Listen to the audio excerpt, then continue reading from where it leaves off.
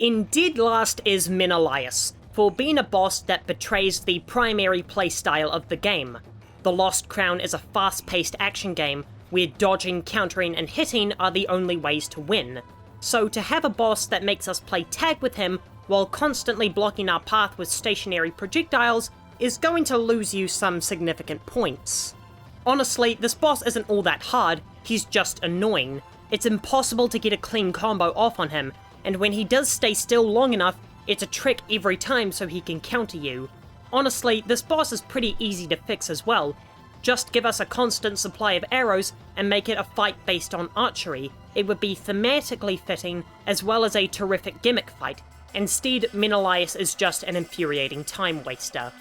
Coming in at 8th place is General Vishka. As far as prologue bosses go, he's a phenomenal tone setter. He shows off how flashy and spectacular the adventure before you is about to be. His intimidating and overpowering presence is also significant in foreshadowing the type of game and power scale we're working with, as he's the tutorial boss, so we crush him easily despite him being the leader of an entire enemy nation. He goes to show that the Immortals are just on another level, that even the most powerful humans are just stepping stones to them, and he raises our expectations exponentially. In 7th place is a tie between the two Varum fights on the bridge. I know that they're two different boss fights, but they just blur together in my head, despite me only playing this game less than a week ago.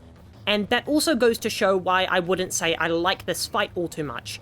It feels like a repeated boss fight. When we rematch with Varum after time traveling, we expect him to sense our new overwhelming strength and match us full force. Since this game is anime as all hell, I expected him to pull out his second form, but no, it's just a more complex version of the original boss fight, which wasn't all that exciting to begin with. In the moment, that original fight felt super climactic and intense, but after dying a few times, I realized that I only felt that way because of the story events that immediately preceded it.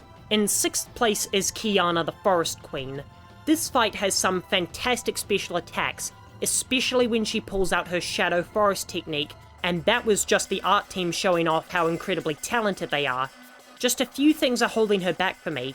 First of all, she implies Menias' worst attack of having stationary projectiles, which slow you down, and in fast-paced action games, anything that slows me down I automatically don't like. Secondly, this is a dual boss fight, and if dual boss fights don't share the same attacks as the Mantis Lords or the El Gigantes do, then I feel like the game is asking me to keep track of too much, and the flow state I'm in falls apart. I know, skill issue, but this boss wasn't all that hard, it's just the deaths that I did suffer felt cheap. In fact, Menias was the boss I died most on, precisely because he was a cheap boss. The 5th best boss is Jander, and this is where the fights start to get really good. As the first actual skill check in the game, he's most likely to floor you on the first attempt. He's also the first real taste of the mythological spectacle I'm here for. With such a significant build-up to his reveal, it felt like the first worthy opponent that Sargon encounters on his journey. He's also surprisingly forgiving. Sliding under him will take you all the way to the other side of him, meaning you usually never have to retreat. A boss will usually punish you for being too close and force you to move away, but the 2D nature of the game makes that hard, and he doesn't have any AoE attacks.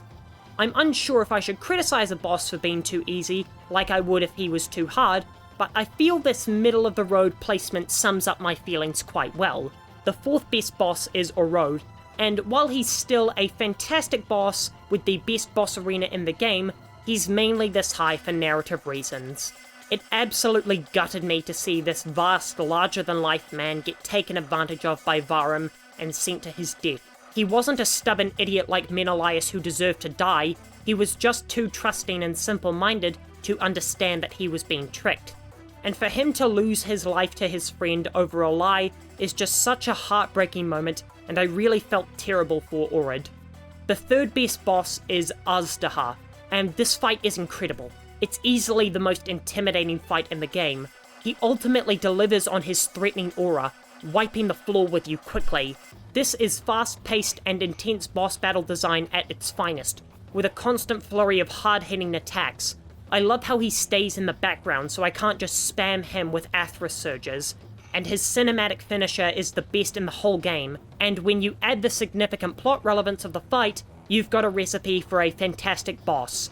If I had one note, it would be to do something more interesting with his design than just a giant cobra, maybe bat wings or something like that, but then they might be clashing with the actual mythology of this character. In second place is the final boss Vahram. This is what the first two fights were missing. Not the bizarro Sephiroth form, but the actual personal stakes in the fight. I can't tell you how much I hated Varum until his flashback.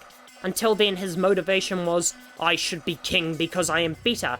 I have no clue why they hid his motivation for a twist. It just made the character stupid for 90% of the runtime. But when personal stakes as well as the fate of all time hangs in the balance, it makes for an absolute spectacle and all-round amazing final boss. The best boss in the Lost Crown is King Darius, and this fight has it all. A tragic backstory of a father trying to right his wrong by protecting his son one last time, a fast-paced and intense battle with massive AoE attacks, a stellar arena, and an all-round emotion of epic tragedy. The Lost Crown has an impressive showing of boss fights, and I'm looking forward to seeing these games continue in the Metroidvania style.